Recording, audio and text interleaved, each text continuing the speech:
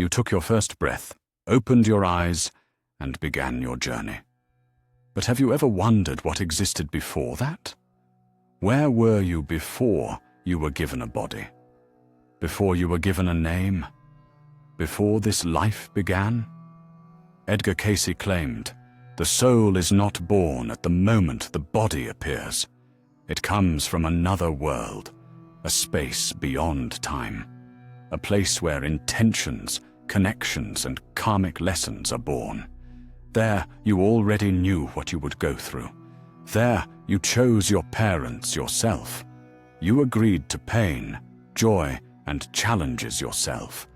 We call this fate, but at its core, it is a contract written before incarnation. In this episode, you will learn what happens to the soul before birth, why some children remember other lives, what those who have been on the other side before coming here have seen, and why true memory awakens not in the body, but in the silence of the soul, which simply waits for you to remember who you have always been. In this episode, we will journey to a place rarely explored even by the boldest minds, the space before birth. Edgar Cayce described this state as a timeless dimension where the soul prepares for its next incarnation. It does not simply wait, it learns, analyzes, and remembers. It is there that the soul meets its guides, those very mentors who help it understand what experiences it needs, what knots must be untied, and who it will meet again. The life you are living now is not random. It is part of a long chain, connected by an inner logic only the soul understands. We will discuss how the soul chooses its body, how destiny is determined, why you were born in this specific place, at this specific time, among these specific people. You will learn how this knowledge is reflected in the stories of those who have experienced clinical death and regression into past lives. And perhaps, deep within, you will feel something more than mere curiosity, recognition. Because each of us has already been there. We simply forgot. At the beginning of the 20th century, a man appeared whose words forever changed the understanding of the soul and its journey. Edgar Cayce, later called the Sleeping Prophet, spoke of how the soul does not originate at the moment of birth. It comes from another plane, a space where everything already exists, past, future, and the intention of each incarnation. Cayce was not a philosopher. He did not rely on sacred texts or esoteric schools. He simply fell asleep. And when his body entered a deep trance, his consciousness began to speak of things far beyond human experience. He described the soul's journey before birth as part of a grand cycle. The soul, he said, already existed before this body. It lived, made choices, passed through other lives, and returned to a special space where it could view everything from a higher perspective. It was there that it decided whether it was ready to return to matter again. And if so, why? Birth is not the beginning. It is a continuation, a point in a long line stretching into infinity. And it is this line that Cayce spoke of as the greatest mystery we forgot with our first cry. To understand where we were before birth, we must let go of the idea that life begins with the first breath. Edgar Cayce introduced the concept of the spiritual plane, a level of existence where the soul resides between incarnations. He described this state as a space of light and reason, where there is no time in the usual sense, but there is clarity, peace, and deep awareness. It is there that the soul meets its mentors, beings who help it evaluate past experiences and choose its next life. Cayce said that between lives, the soul does not idle in waiting. It works. It untangles the knots of past actions, sees where it acted unconsciously and where it followed the call of its higher self. There, A kind of council takes place, where the decision is made. In which body, in which family, in which time, the soul can learn the necessary lessons. These mentors do not punish or control. They advise, support, and help remember. It is in this space that the key events of the future life are laid, not as a chain of fatal events, but as a set of opportunities for growth. The soul chooses, and it does so consciously. Before the soul incarnates into a body, it goes through a stage of preparation, which Edgar Cayce described as a moment of deep attunement. In this state, the soul sees the entire chain of its past lives, like an unfolded map. It senses where mistakes were made, which lessons remain unlearned, and what still needs to be experienced. But most importantly, it feels a call, not an order or a punishment, but an inner pull toward a specific experience. The soul is drawn to the conditions that will allow it to grow. Cayce said the soul chooses not only the body, but also the situation into which it will be born. Family, culture, even country. All this creates a certain backdrop in which it can face precisely those trials it lacked before. This is not always an easy path. On the contrary, the soul often chooses difficult circumstances, knowing that it is within them that it can reveal strength, compassion, or wisdom. Cayce emphasized that at the moment of agreeing to incarnate, the soul does so with full awareness. And even if we forget in the body, deep down, the knowledge remains. You chose this yourself, because you knew. This is what you needed. When the soul agrees to incarnate, a process begins that Cayce described as entering density. From a state of light and expanded consciousness, it gradually descends into the material plane. This does not happen instantly. First, the soul connects with the energy field of the future body, a subtle matrix that begins forming long before birth. Then it links with the future parents. Cayce said this connection is not random. The soul senses not only the physical lines of ancestry, but also the emotional, karmic threads binding it to those who are to become mother and father. Sometimes the soul chooses those it was connected to in past lives, to heal old wounds or continue a path once begun. Other times, it chooses those who will provide the exact experience necessary for its growth, even if painful. Cayce emphasized that choosing parents is one of the most responsible steps. It is not just genetics. It is the entry point into a script written before incarnation. And in this script, there are no accidents. Everything follows the inner logic of the soul, which knows exactly why it is returning to the world. After choosing parents and agreeing to incarnate, the soul begins merging with the body even before physical birth. Edgar Cayce described this as an energetic fusion occurring throughout pregnancy. The soul may come and go, observe the body's development, sense the mother's thoughts and emotions, and attune to the rhythm of the future life. He said it is especially active in the final weeks before birth, when the body is almost ready to fully receive it. During this period, the soul gradually adapts to the limitations of matter. It tries on the body, tests it, learns to be with it. Cayce also mentioned that the soul may experience doubt.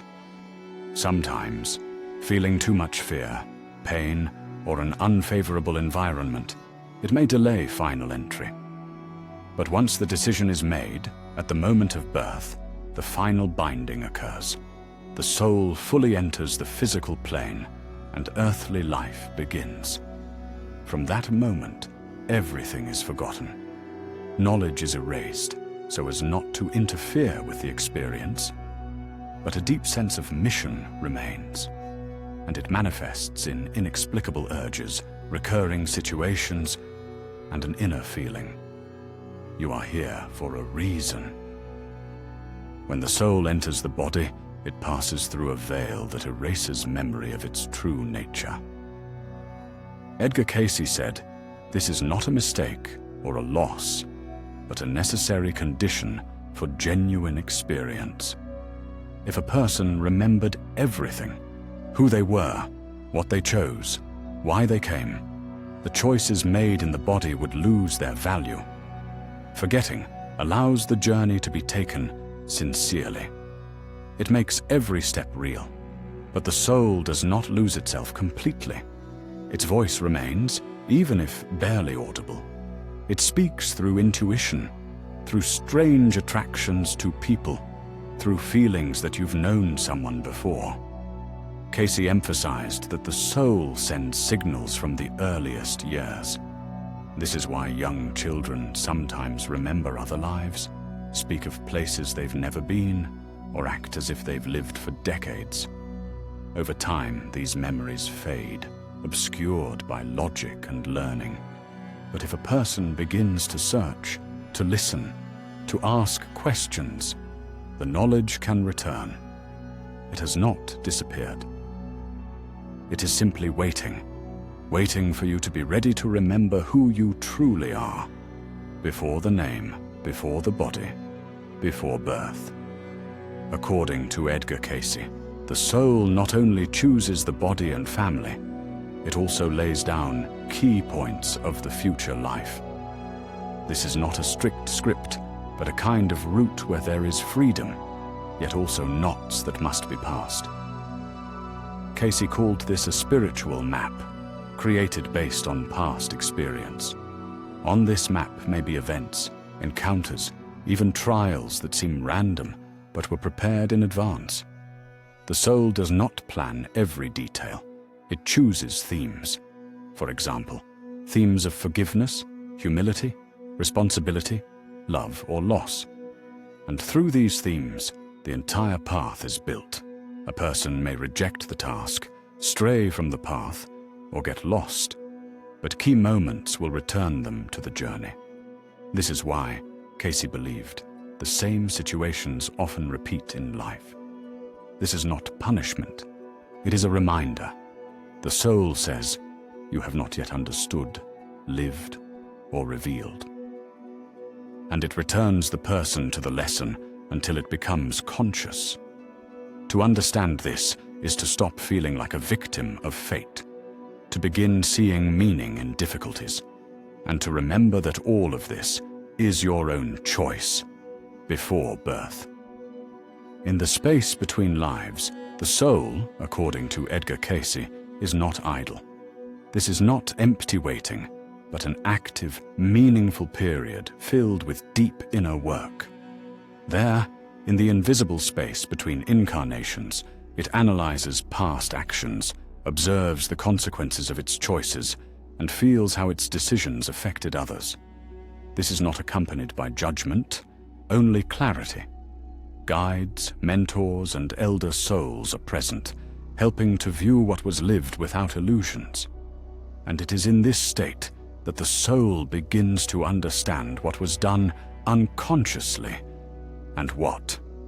From true inner light. Cayce said every soul has a drive to grow, to restore balance, to return to the source. So in the interlife space, it seems to reach for new experiences, for the next chance to correct, complete, or reveal something. This impulse is not external. It is born within. Like a call, the soul remembers it is unfinished, and then the planning of the next step begins, a step that will one day bring it back here, into a body, into a life, into a journey. According to Edgar Cayce's descriptions, the space between lives is filled not with loneliness, but with connection. The soul is not separate from others. It exists in a unified field with those to whom it is karmically tied. It is there that meetings occur with other souls who will later become parents, friends, enemies, companions. Cayce claimed that souls agree among themselves about future interactions, assigning roles not from ego, but from the perspective of mutual growth. Sometimes, the one who causes you pain does so because you asked, because you knew it was through this trial that you could awaken. Such agreements are made at a deep level, without words, through knowing and consent. Everything that later happens in life becomes the fulfillment of these inner contracts. Cayce called this a sacred drama, where there are no accidental actors.